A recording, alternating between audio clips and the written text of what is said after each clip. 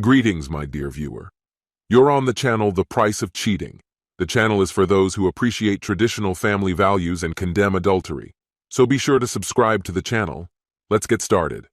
The morning air was crisp, carrying with it a hint of new beginnings, though for me, it only underscored the fractures in my world. Another day loomed ahead, heavy with the shadows of my faltering marriage. The night before had been another step in the unraveling of what Linda and I had built over the past 12 years. This time, she had brought up her plans to go on a date. Yes, she used that word, with another man. Not as a fleeting suggestion, but with a deliberateness that made it sting even more.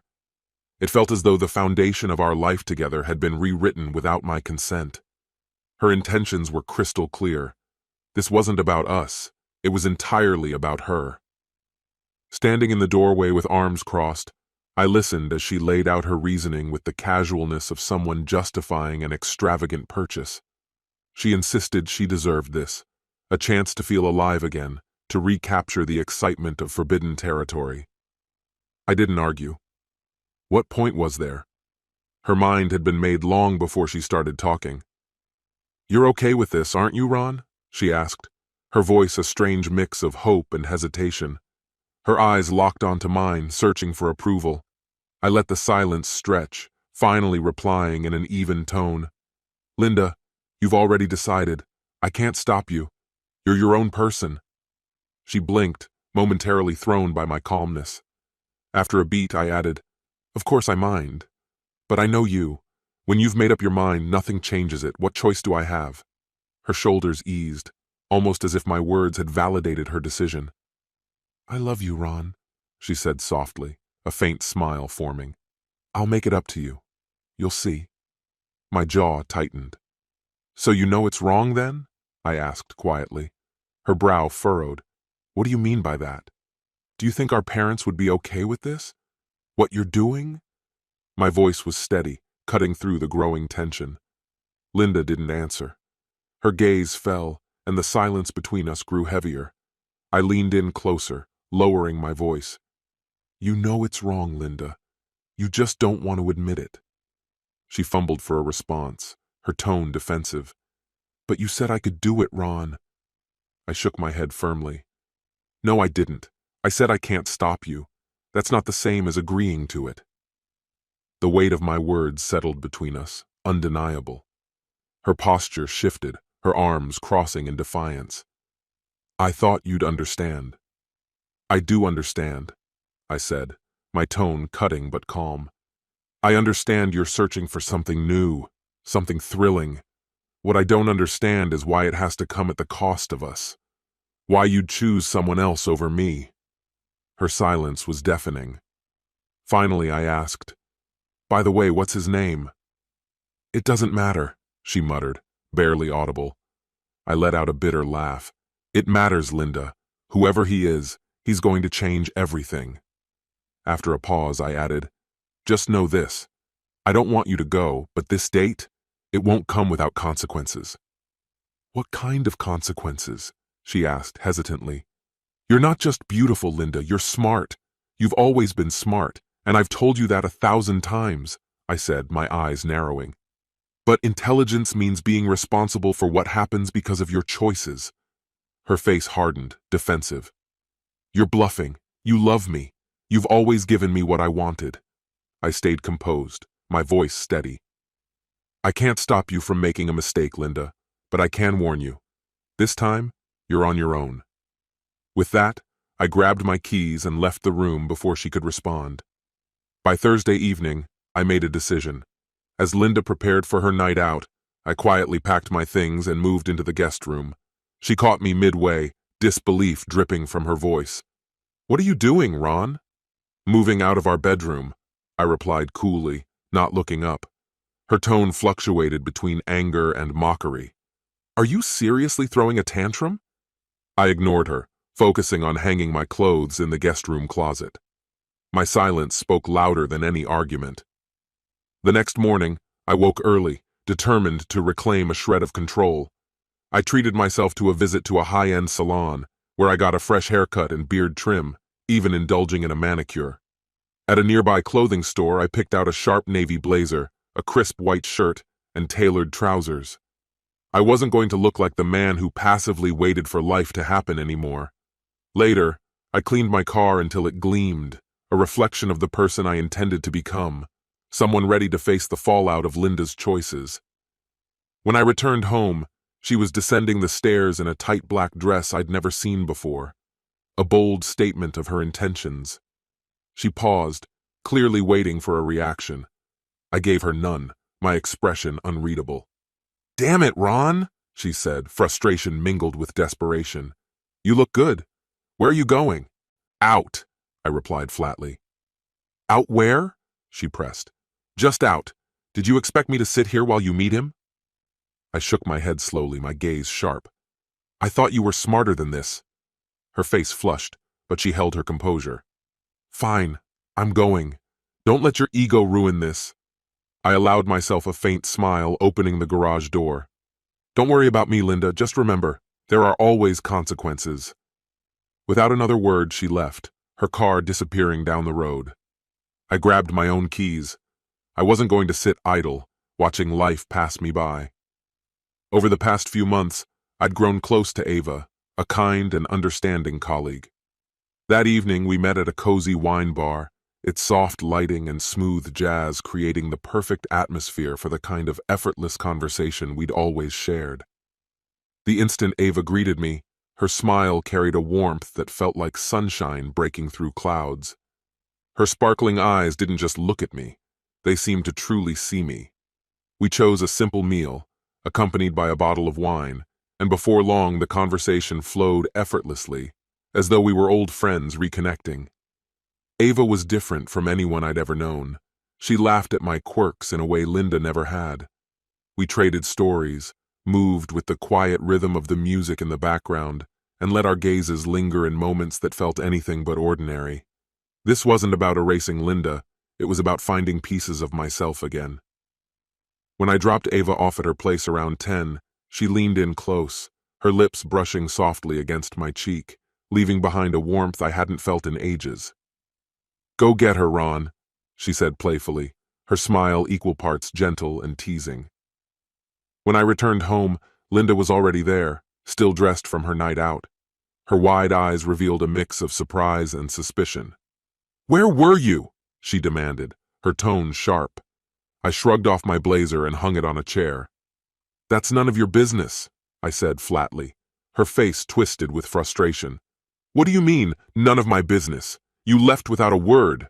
I let out a dry chuckle. "And did you tell me where you were going tonight, Linda?" She froze for a moment before anger surged to the surface. Should I ask if she used protection, or should I just stop caring altogether? "Because I'll never touch you again. Honestly, it doesn't matter to me what you did or who you were with." Her voice cracked under the weight of disbelief as her mouth trembled. "Who is she?" "Her name's Ava," I replied, keeping my voice calm. "And if you think marriage is about dressing up for someone else, I figured I'd see how it felt to do the same. The only difference is, I'm upfront enough to tell you her name." Her expression crumbled as tears filled her eyes. "You're just trying to hurt me, aren't you? You want me to feel jealous?" Her voice wavered, trembling. I shrugged again, my tone detached. "I'm just giving you the honesty you've given me." The tears broke free, leaving dark streaks down her cheeks. "Ron, I'm sorry," she whispered, her voice breaking into sobs. "I never thought it would come to this." I shook my head, the weight of disappointment sinking into my chest. "I warned you, Linda. Every choice has consequences." Her sobs grew louder, her body trembling with the force of her emotions.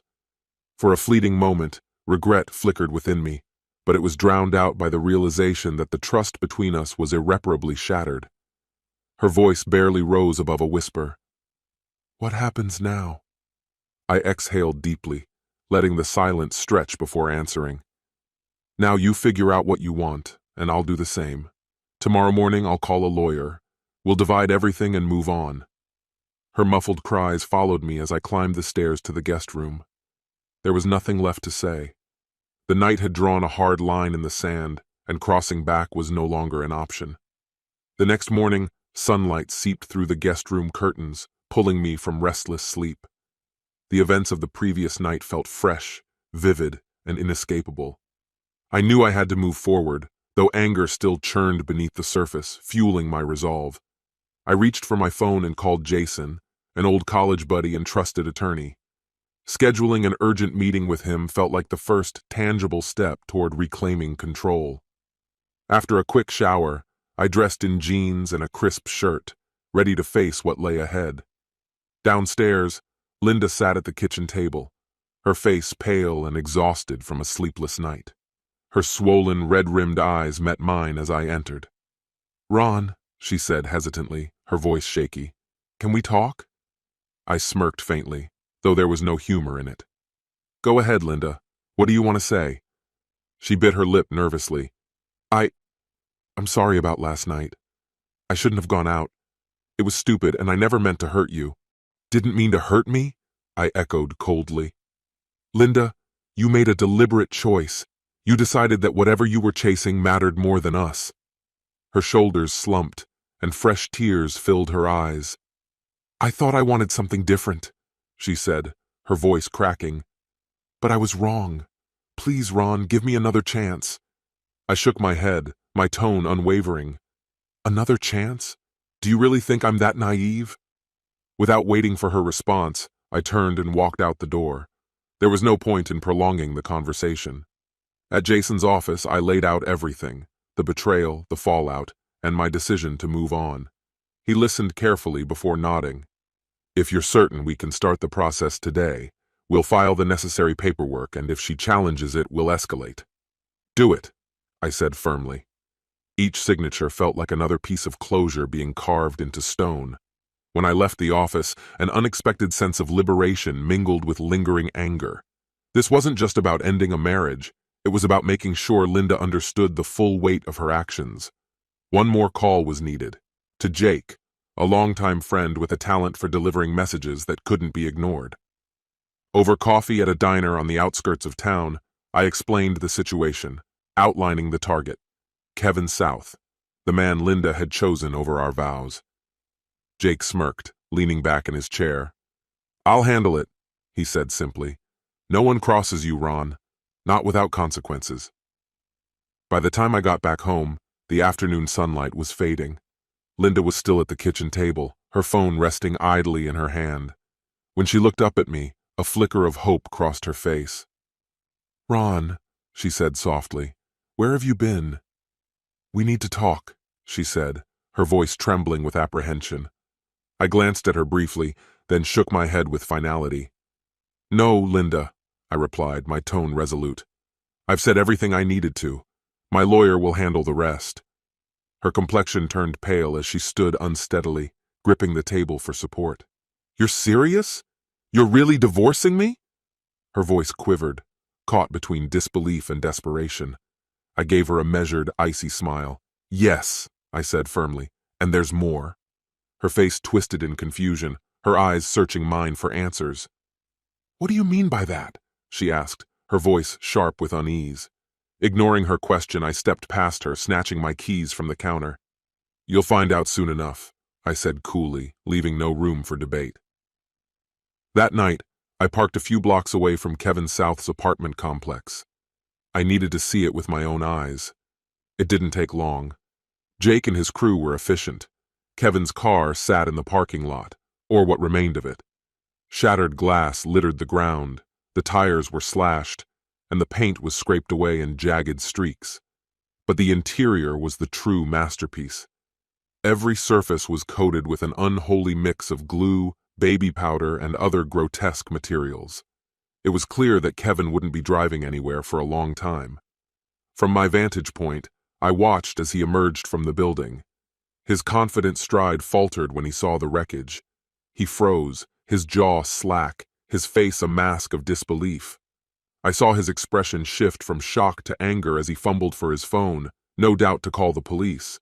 But I wasn't concerned. Jake's team was meticulous, leaving no evidence to trace back to me. As Kevin seethed, a wave of satisfaction washed over me. This was only the beginning.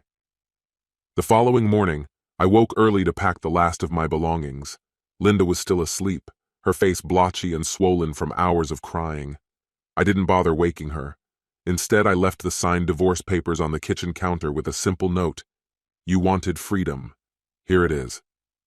I loaded my suitcase into the car and drove to Ava's apartment. She had kindly offered me a spare room while I sorted everything out, a gesture I genuinely appreciated. But this wasn't about moving forward just yet. It was about making sure Linda grasped the weight of her decisions. By the time she woke up, my lawyer's formal notice would already be in her inbox. Later that morning, my phone buzzed incessantly with her calls. I let everyone go to voicemail. I was done listening to her pleas. By midday, Eva texted me. "Linda's here. Should I let her in?" My response was blunt. No. Linda needed to face the consequences of her actions. Manipulation wasn't going to save her this time. Choices have repercussions, and she had made hers. Over the next week, the divorce process moved swiftly. Linda tried to push back, bombarding me with calls, texts, and even showing up at my office. I had anticipated her desperation. My lawyer, unflinching and precise, ensured that she wouldn't get more than she deserved. The house lease was set to expire soon, forcing her to find a new place to live. I felt no obligation to help. One day, I spotted her near my car in the office parking lot. She stood there, her face streaked with tears, clutching her coat tightly against the wind. I walked past her without a glance. "Ron!" she called out, her voice cracking. "I was wrong. I see that now. Please, I'm begging you." I stopped and turned to face her. Her eyes, swollen and red, met mine with a pleading intensity. "Linda," I said evenly, "this is over. You made your choices and I'm making mine. There's no going back." Her knees buckled, and she sank to the ground, sobbing. I felt no urge to comfort her. The memories of betrayal and deceit burned brightly, dousing any lingering regret. Without another word, I walked away, leaving her behind. Eva and I continued our casual relationship for a time, a mutual solace amidst the chaos. But it became clear that we were heading in different directions, and we parted on amicable terms. Eventually, I found a small townhouse near my workplace, a fresh start that symbolized my independence. Months later, I met Sophie at the gym. She was a revelation, strong, confident, and loyal in ways I hadn't experienced in years. As we grew closer, I felt a deep, genuine happiness return to my life. Our connection was built on honesty, free from the lies and betrayals of my past. Linda, I heard, moved out of state not long after. She disappeared from my life entirely. Kevin didn't fare much better. The vandalized car was only the start. Rumors about his personal life swirled at work, eventually forcing his resignation. He left town as well, seeking a fresh start far from his tarnished reputation. As for me, I learned that love isn't only about what you give, it's also about knowing when to let go. Healing came through reclaiming my life and ensuring those who wronged me faced the weight of their choices. In the end, I rediscovered myself, and that was the greatest victory of all. This concludes the story. If you like it, then put your powerful like and subscribe to the channel.